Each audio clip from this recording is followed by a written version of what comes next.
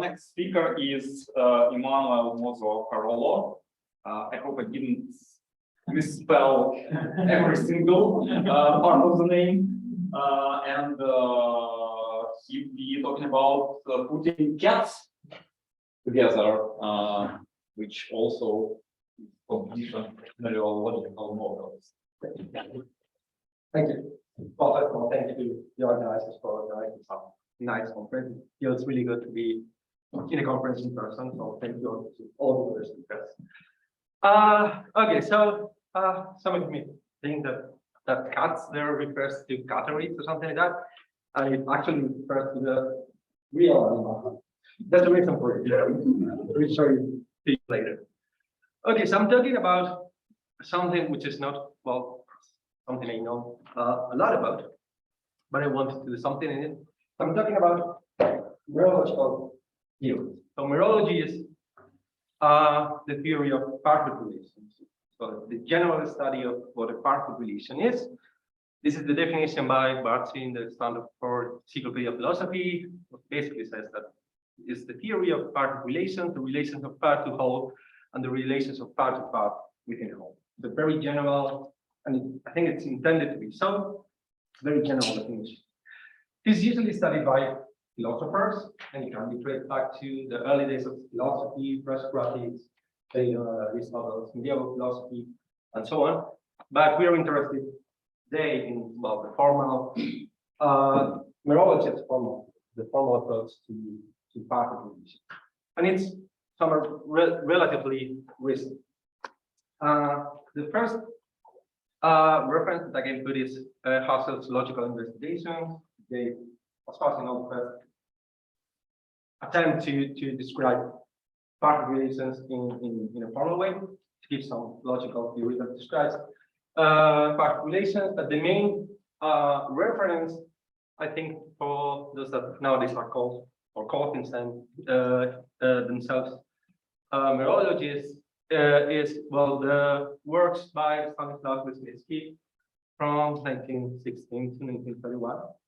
He was a Polish philosopher and logician who, well, at the time he wasn't happy with set theory as a condition of mathematics, mainly because well, the abstract entities that set theory works with. So he wanted to give nominalistic Bailey alternative for as a condition for mathematics. So he proposed certain logical theories, putting first order logic to be the foundation of mathematics. He wasn't very successful because the theory that he proposed cannot be equivalent to the theory of complete Boolean algebra. So proposed that's not enough for developing modern mathematics. But anyway, formal neurology became quite an important topic in philosophy and metaphysics. Okay, so this is a paper by Carollo and Bartzi where they give a concrete axiomatization of Lesniewski, what is now called classical neurology. And to justify that axiomatization, they kind of organize the axioms that you can have in the theory of part. They say that a formal theory of part holds should answer three sort of things. The first one is, well, the most general one, but short relation part relation. You need some axioms to say what kind of relation you have. Then you need some axioms that tell you, well, intuitively what happens when you subtract a part from a whole, whether you can do it and what you get from it. And the last thing that it should say is what happens or what it takes to put things together.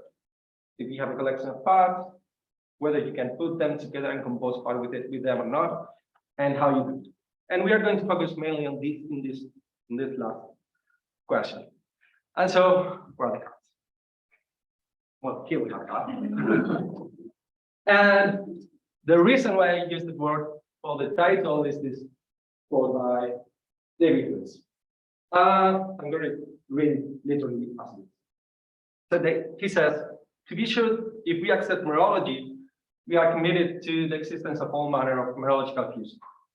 But given a prior commitment to cats, say a commitment to cat fusions is not a further commitment. The fusion It's nothing over and above the cuts that compose it. It just is there. It just are it. Take them together or take them separately. The cuts are the same portion of reality either way. Commit yourself to the existence of all together or one at a time. It's the same commitment either way. Okay, so what David Lewis is trying to defend here is what is called in merology universalism, which is the thesis that you have merological, unrestricted merological composition. So you can, given any collection of parts, you can compose them into something else. The main critique to this thesis is already entails some ontological commitments. So if you take this assumption, you may love the universe in which you are working, and you may get things that you want, basically. Okay, so the aim of this study is to try to give a mathematical view of this thesis. Shed some light on it using models of the theories that they work with. So let's see what the principles, the axioms they work with are. For the first question that homological theory should answer was how to even part of this. Well, we are going to take what most neurological theories assume is that part of this is a partial order. So all the models that we are going to think about are these four sets. This is not accepted. Well, there are more general theories. The theory is intended to be general as possible, so there are sensible interpretation of what a partial is, in which well, partial orders are enough to model those situations, but we are going to see. And just a couple of definitions of what main notation. We are denoting the partial relation by numerical symbols, so we are defining proper partials and denoted it by the strict order relation. And we are going to say that X is proper part of Y is part of Y and it's not equal to Y. We are going to say that X and Y overlap if they have common lower bound. So if that's a part that belongs to both, well, it's part of both. So, and we are going to say that they are disjoint if they don't overlap. Well, these are very basic things, which are usually called with the different terminology in lattice theory. I'm keeping the terminology used in neurology just to give the thing it gives the flavor of what it means when you think as posits as system of parts of a whole. And just to mark, classical neurology usually rejects, call it the theorem, existence of the empty part. So the overlap relation is not usually given. Basically, but this was one of the abstract objects with which Brzezinski was not. Okay, so we have what kind of relation part it is, and then we want to know how to subtract things of the whole. There are many different axioms in the literature. I'm going to show you the two main ones that are used for the axiomatization of classical neurology, which are called supplementation principles. We have the version, the weak one and the strong one. The weak one says that if the proper part of the whole, then that whole has some part which is disjoint from that proper part. So basically, well, I think it's pretty clear, but I'm a topologist and I need to say things. So you have proper part of another part. Well, there should be some part of the bigger one which is disjoint from the proper part. And the strong version of this should be more familiar. Well, the other one is not very exotic either way. But this should be familiar because Jane Madden has talked about this property. Well, it says, well, the consequence is the same. The stronger because you don't require X to be a proper part of Y, you need Y not to be part of X. And this is what in lattice theory is called separativity. And in fact, well, models of core neurology, core principles, but responsible implementation are precisely the particles. No, right. Okay, so about composition of parts. So we want to show you the axioms. That the axioms have to be obvious.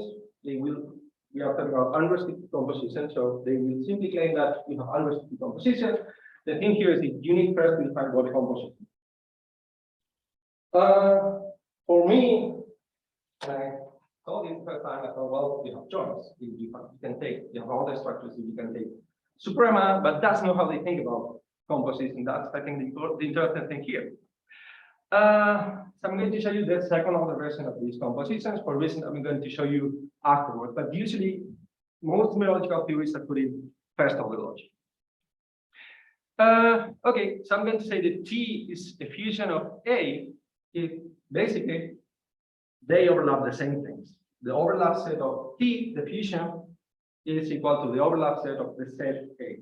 And the overlap set of the set is the thing, the union of all the things that the members of A overlap. Here, the ideology here is that parts are defined by what they overlap. And I'm going to say that T is the sum of subset A. If, well, we have two conditions here.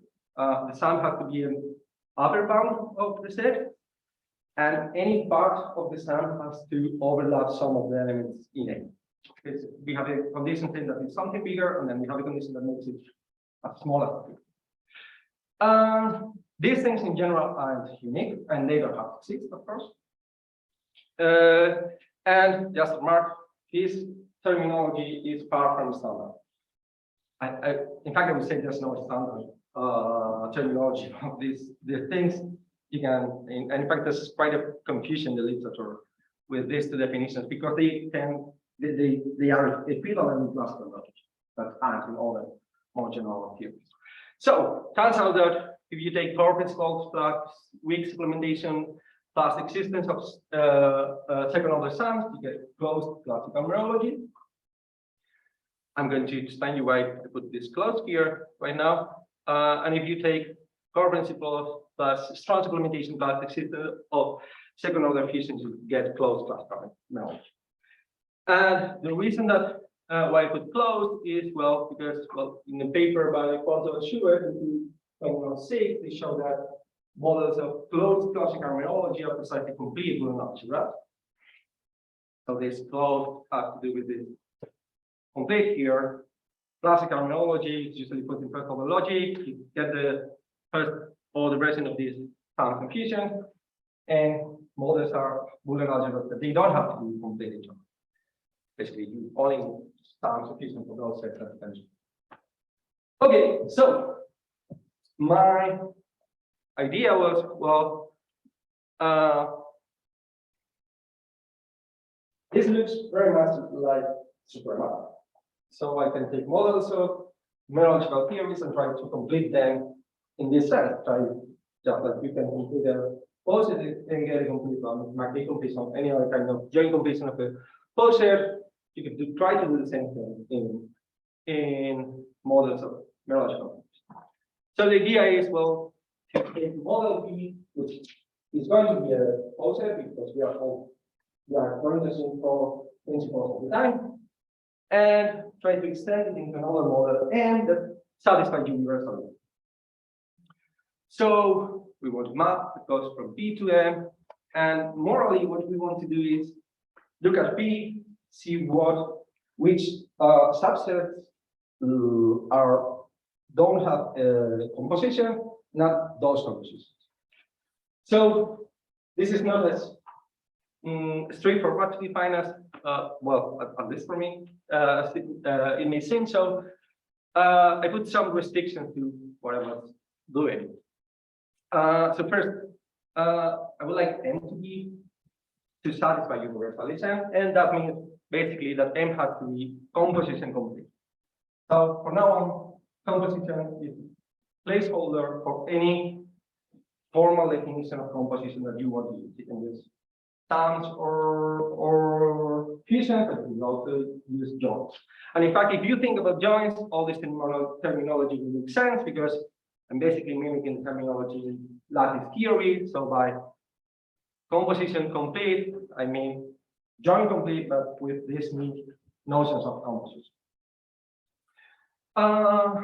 Okay, So I don't want to change the melodical structure of P. I only want to add the missing fusions. So I don't want to change particular part of relation. I want F to be an order. There are other important relations, melodical relations, like the overlap relation. So I wouldn't like to change that. And if you think about what we want to do, we want to add the missing compositions. And so if you have X and Y and they overlap, adding missing compositions shouldn't change that. That's something that's a lower bound, common lower bound that wouldn't change. And well, for the reflect part, it's the same. If they don't overlap, when adding things about should change. What else? I want to preserve existing composition. I want to add those that are missing, but I don't want to lose the one that I have. And I want to reflect composition. And this is a little bit more subtle, not very subtle, but I want to reflect compositions because I don't want to claim that an already existing element of P is the fusion of the sum of some subset that didn't have a fusion without adding anything new, just claiming that that's the fusion. And finally, I want to be as economical as possible because the main critique against universalism is ontological commitment. So the least condition that we could put is, well, that FP should be composition dense. We can't think about joint dense. So any subset of them has to be the composition of some, the image of some subset of all. Okay, so taking this condition, you can define fusion completion and some completions. I'm not going to show you the definitions, but of course, all these things aren't independent. There are some redundancies there. So you have a shorter list for fusion completions and even a shorter list for some completions. Okay, so now some results. Let's focus first on models of core principles plus strands of communication. So those are separative poses. And it turns out that there's, if you restrict to separative poses, there's up to isomorphism at most one fusion completion and sun completion of P, and it's well, they consent, have to be the same. The reason for this follows from result of this reconstruction that is used in set theory reinforcement techniques. Well, that's the only place where I've seen it. That's always used, right? That gives you the Boolean completion of the separative poset. So the thing is that if you have separative poset, and so it satisfies core principles plus its implementation, and you make it satisfy also universalism, then it's a model of closed classical meology, and it is a complete Boolean algebra with the model removed. So, well, the only thing that you need to check to make sure that this is a Boolean completion of P is that the map is dense. And well, for some completions, it is already in the definition. For fusion completions, it's really easy to check. So we know that it is unique. Why don't we take that construction and check if it is fusion completion or sun completion? And want to do that and check it, but I found I think more natural way of doing this.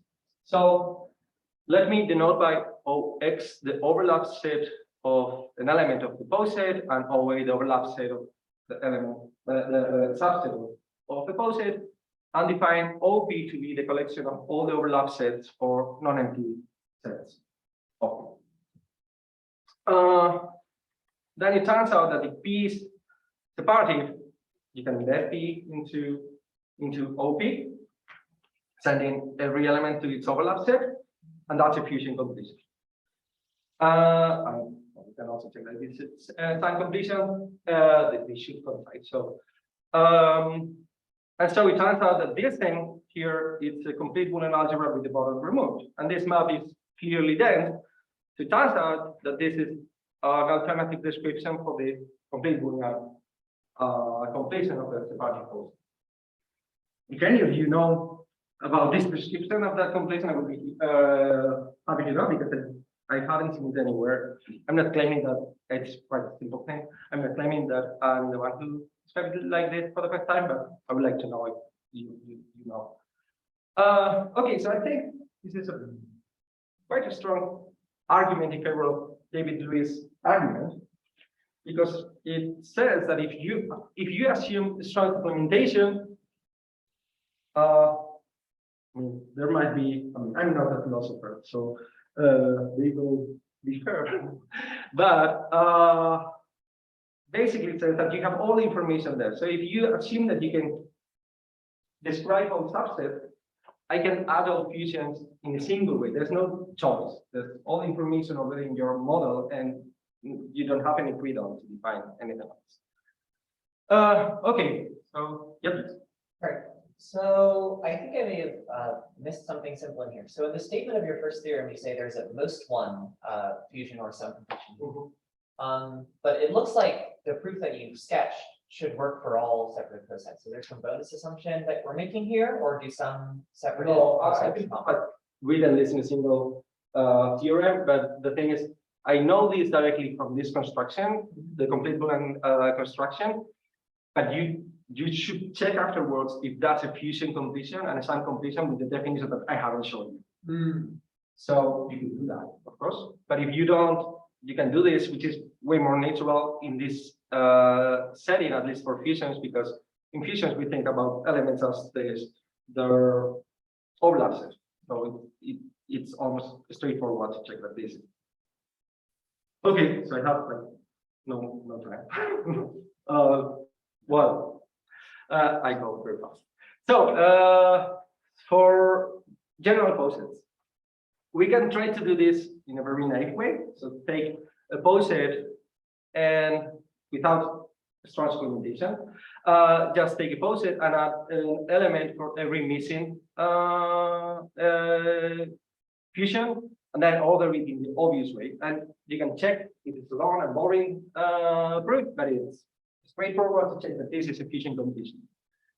The problem with this naive approach is, well, that it is not very frugal in general. It's not very economical. It adds too many things, and it's not probably what we want. So if you take this poset and you do this construction, you get something like this, and it doesn't look very sensible to do that when you only need a single element to make this fusion complete. Okay, so there's a slightly more, slightly better way of doing this. Well, you simply have to realize that you only need new fusion for, I mean, those subsets that have the same overlap set can share a fusion. So we only have to add one for those and make the fusion for all the subsets that could share a fusion. And if you do it in the obvious way, you get the fusion completion, which is much more economical. Okay. So in the previous example, it adds a single top element. And okay, but if you think about this, this is the fusion of, well, any subset that contains D and some other element. So let's say A and D. We have added this to be the fusion of A and D. But for that, we don't need FP to be greater than A. We only need it to overlap A. And for that, we only need it to overlap the bottom element. This would also be a fusion completion. And well, it has the same underlying set, but it has a smaller relation. So one may wonder whether we can make this relation smaller. So add the less information that you could add to the model. This can be done in general, and this is like a counterexample. If you have this infinite expanding chain, and you would only need to add a single new fusion to be the fusion of any subset that contains elements in both chains. But this simply have to overlap elements in both sides, and this can be done by being greater than any element on the left and any element on the left, on the right, so you go down, down, down. Okay, so we can do this. You can get it, the smallest relation in something if we restrict to atomic cosmology. So we assume that the pulses, the models are atomic, which is a quite common assumption in numerology. So we have the same underlying set, but then we have to refine the order of the completion. Again, you can check that for atomic pulses, this is a fusion completion, and further you can show that if you have another completion which turns out to be dense, which is quite a natural assumption, you can factor it through this atomic completion in a way that the completion that I have defined here is mapped into M by preserving its fusions, its order, and well, ejective way. It's not an order embedding, but we respect most of its melodical structure. So in this sense, we can think of this completion as the simplest, smallest one. And basically, I'm already late, so thank you. Question,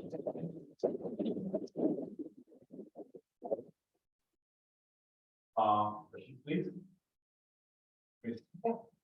So on the, should I talk on the mic? Yes. Amazing, Sharon, can make that happen. So on the slide that you just gave, right? So this bottom theorem that you've given looks categorical. So question one, are there relevant categories for these objects? And question two, does this express the adjunction that it looks like it expected? That's the thing that I think I should do now. I mean, this is the first time I work with anything like this, so I wanted to know what kind of, I didn't know what morphisms are the relevant ones here.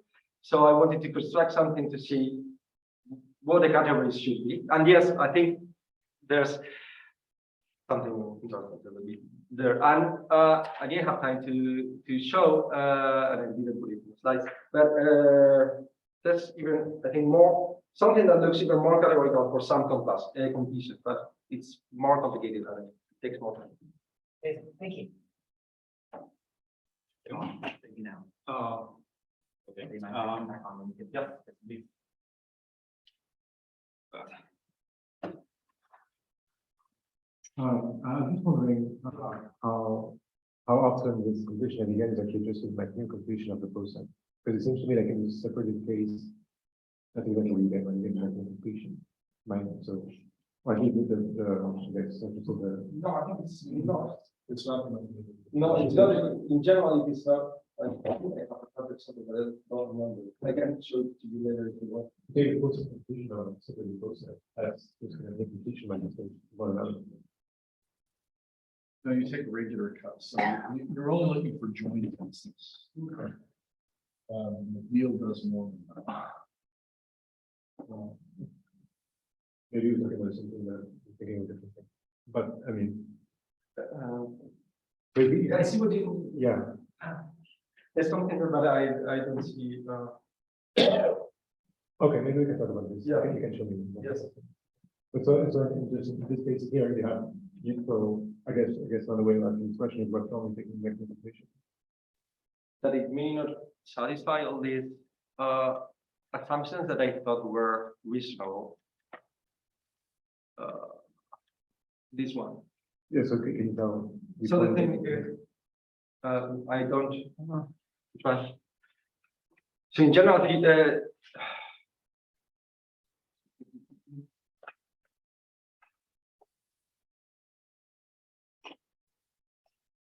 Maybe. so the problem is the fusion. Well, yeah, maybe. No, like maybe better to talk Yeah. in video.